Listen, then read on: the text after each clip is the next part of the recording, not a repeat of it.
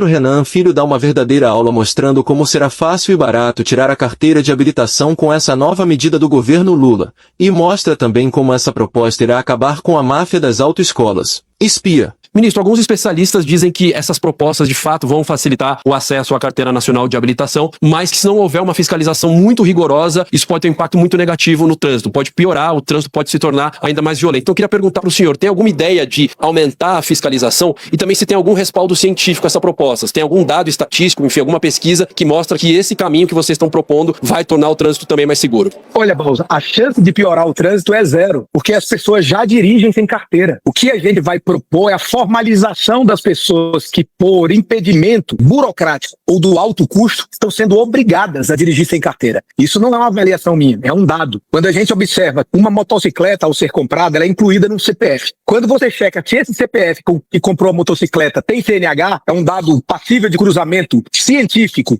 e fidedigno, 54% dos CPFs que possuem uma moto não tem CNH. Nos estados mais pobres, isso chega a 70%. Então, esse modelo brasileiro, que é burocrático, que virou uma barreira para o cidadão, ele piora o trânsito, porque as pessoas estão, infelizmente, dirigindo sem carteira. E outra coisa, não é o que o mundo faz. O mundo, você citou alguns países, Japão, Inglaterra, Estados Unidos, Canadá, México, todos os nossos vizinhos na América do Sul não têm obrigatoriedade de autoescolas. A França e Portugal, que tinham, França tirou, Portugal está tirando agora, porque isso vira uma reserva de mercado. Tem um funcionamento econômico mais ou menos como os monopólios. Ele piora a eficiência da economia, eleva preço e presta serviço pior ao cidadão pela falta de concorrência. O que nós estamos fazendo é defender para o povo brasileiro o direito de tirar uma carteira nacional de habilitação mais barata, mas ele vai ter que passar na prova. Então, assim, como o cidadão vai estudar, não importa. Ele pode estudar em casa, ele pode contratar uma autoescola, fazer um cursinho, mas ele vai ter que, no dia, passar na prova. A gente tem que lembrar que a gente vive na era da inteligência artificial, do avanço das comunicações, que as pessoas têm muito mais condição de estudar. E a gente vai, sim, manter as provas. E com relação à fiscalização, nós vamos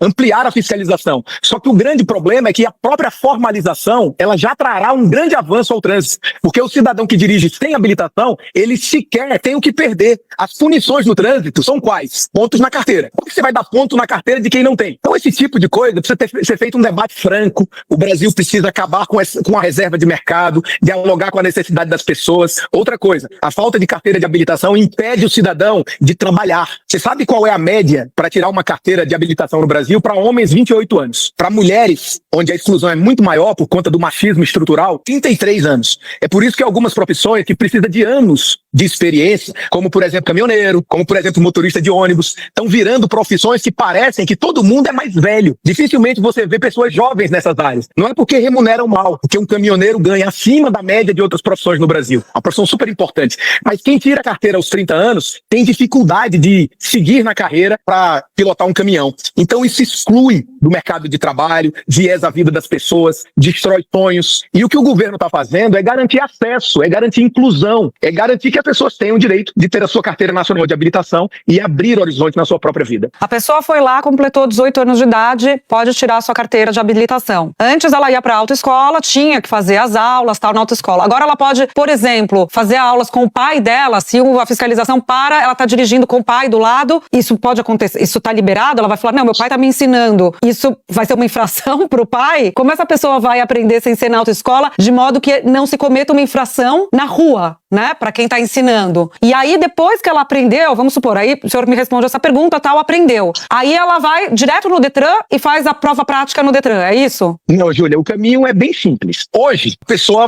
é obrigada a fazer um curso de autoescola. São 45 horas aula, como o Bausa colocou. Ela faz essas 45 horas aula para quê? Para ser aprovada numa prova teórica. Se a pessoa quiser contratar essas aulas, ela vai poder contratar e fazer. As autoescolas vão permanecer autorizadas a isso, não vai ser obrigatório. Mas tem gente que não precisa de 45 horas aula e pode se cadastrar para fazer a prova. Se for aprovado, ela vai para outra etapa, da aula prática. A aula prática não pode fazer com quem não é instrutor autônomo. As autoescolas vão continuar podendo dar aula prática, que hoje é no mínimo de 20 horas, é muito tempo. O mundo não faz isso. Mas a pessoa vai poder contratar um instrutor autônomo. Vai poder ser o pai dela? Não. Só se ele Tá. for instrutor autônomo. E para Entendi. ser instrutor autônomo, ele vai ter que fazer uma prova específica para instrutor autônomo. E para isso, é uma prova diferente da prova para habilitação, tá? Mas o instrutor autônomo será uma profissão nova, que vai estabelecer a concorrência para derrubar o preço da formação do condutor. E qual é a vantagem disso? Nós vamos ter mais instrutores autônomos nas cidades onde as pessoas residem, porque eu não sei se você conhece bem essa área, mas as pessoas, muitas cidades brasileiras não têm autoescola. As autoescolas se localizam nas cidades polo. E as pessoas precisam se mudar da cidade para fazer um curso teórico e depois as aulas práticas. Imagina isso na vida do mais pobre. Imagina uma mulher que é diarista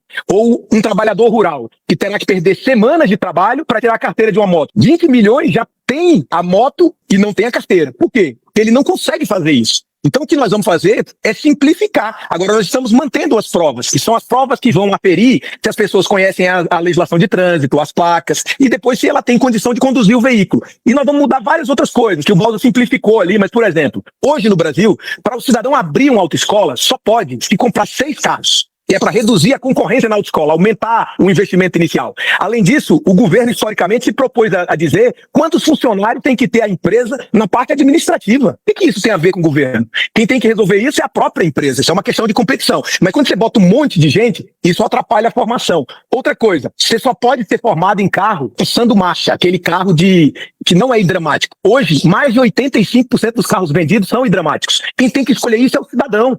Por que você não forma no hidramático? Porque é intuitivo. É como se fosse mais simples formar e fica mais fácil para as pessoas. E no ambiente da obrigatoriedade, tem que passar a ideia que é difícil, que é complexo, que é para poder cobrar caro. Com isso, Júlia, a carteira de habilitação brasileira é uma das mais caras do mundo. É mais caro do que na Argentina, do que no Chile, do que no Equador. É mais caro do que no México. Isso está errado. E a gente precisa enfrentar com franqueza e com honestidade intelectual. Esse debate tem que ser tratado dessa maneira para a gente compreender o problema e apresentar a solução para o país.